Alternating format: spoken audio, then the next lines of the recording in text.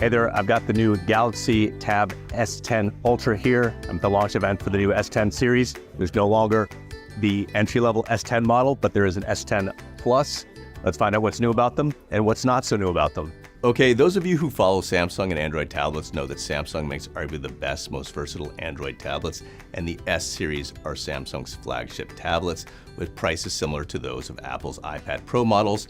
To be clear, this isn't a review. I only played around with the new tablets for around 15 to 20 minutes, so this is just my quick take on how much of an upgrade they are compared to the previous models. For starters, I should point out that Samsung hasn't changed the price for both the S10 Plus, which has a 12.4-inch display, or the S10 Ultra, which has that gigantic 14.6-inch display.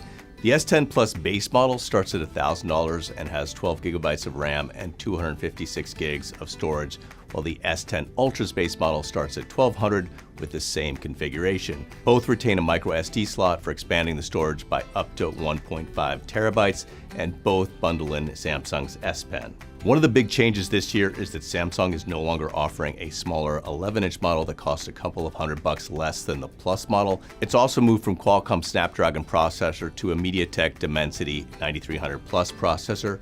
Some people thought Samsung would use the Snapdragon 8 Gen 3 processor for these tablets since the Tab S9s ran on the Snapdragon 8 Gen 2, but MediaTek has bumped Qualcomm out for the S10s. Samsung says that new processor gives you an 18% bump in CPU speed, a 28% increase in GPU processing power, and a 14% increase in NPU speeds compared to the Galaxy Tab S9 Ultra's processor. The speed gains are slightly less for the S10 Plus. NPU stands for Neural Processing Unit, which is what powers the tablet's AI features. And since everything seems to be about AI these days, having faster and more responsive AI features is one of the key things Samsung is highlighting about the new tablets. There are a few other small upgrades. The AMOLED displays are exactly the same as the previous model's displays, except that they're now equipped with anti-reflective technology that helps cut down on the glare a bit. Otherwise, the displays have the same pixel density with up to 120 Hz refresh rates. The S10 Ultra has a 2960 by 1848 resolution, while the S10 Plus is 2800 by 1752.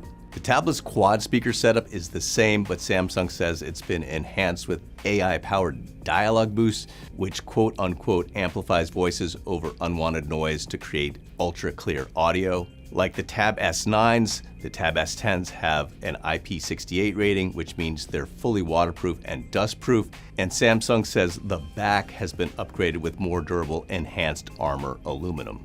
Last but not least, Samsung says it's also upgraded the tablet's vapor chamber to help improve with heat dissipation from that new processor. These are obviously incremental upgrades, and as I said, Samsung was highlighting some of the S10's Galaxy AI features, which include Note Assist, Sketch to Image, and Circle to Search, along with PDF overlay translation and handwriting help that cleans up your handwritten notes.